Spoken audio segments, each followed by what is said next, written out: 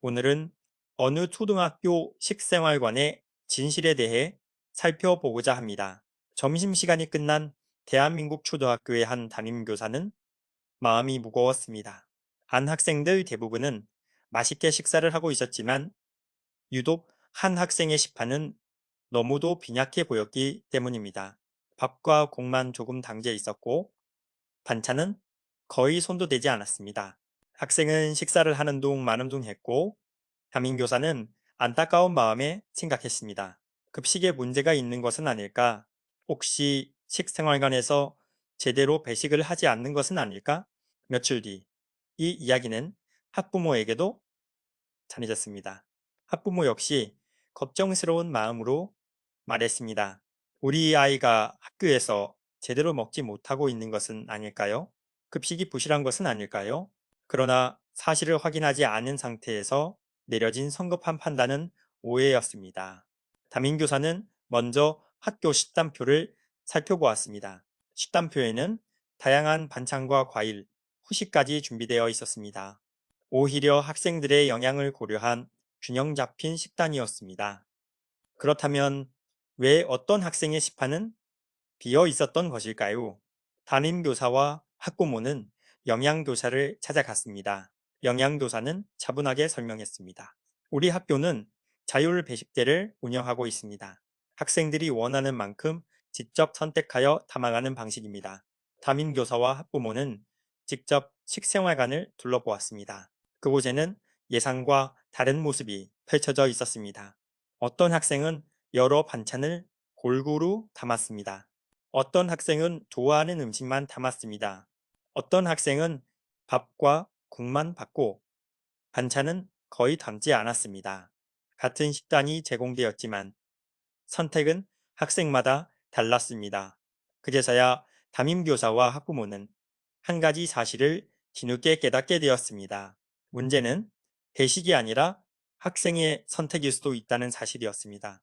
이후 담임교사와 학부모는 해당 학생을 조금 더 세심하게 관찰했습니다. 학생은 평소에도 채소를 좋아하지 않았고 특정 음식만 먹으려는 편식 습관이 있었습니다. 학교뿐만 아니라 가정에서도 비슷한 모습이 나타나고 있었습니다.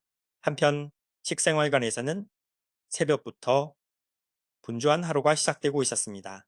조리원들은 수백 명의 학생들과 교직원들이 먹을 식사를 준비하기 위해 이른 시간부터 출근했습니다. 무거운 식재료를 나르고 뜨거운 조리실에서 음식을 만들고 위생과 안전을 위해 끊임없이 움직였습니다. 학생 수는 계속 늘어나고 있었지만 인력은 충분하지 않았습니다. 그럼에도 불구하고 어찌되었거나 간에 조리원들과 영양교사는 아이들의 건강한 식사를 위해 묵묵히 자신의 자리를 지키고 있었습니다. 현장의 현실을 직접 확인한 담임교사는 자신의 판단이 성급했음을 인정했습니다. 학부모 역시 상황을 이해하게 되었습니다. 며칠 후 담임교사와 학부모는 영양교사를 찾아갔습니다. 그리고 정중하게 말했습니다. 죄송합니다. 충분히 확인하지 않은 채 오해했습니다. 아이의 빈 식판을 보고 급식 운영에 문제가 있다고 생각했습니다. 하지만 실제로는 학생의 편식과 선택의 문제였다는 것을 알게 되었습니다. 영양교사는 미소를 지으며 답했습니다. 괜찮습니다. 우리 모두의 목표는 아이들이 건강하게 성장하는 것이니까요. 담임교사와 학부모는 고개를 숙여 감사의 마음을 전했습니다. 그리고 학생의 올바른 식습관 형성을 위해 학교와 가정이 함께 노력하기로 했습니다. 우리는 때때로 눈에 보이는 결과만으로 원인을 단정 짓곤 합니다. 하지만 하나의 현상 뒤에는 다양한 이유가 존재합니다.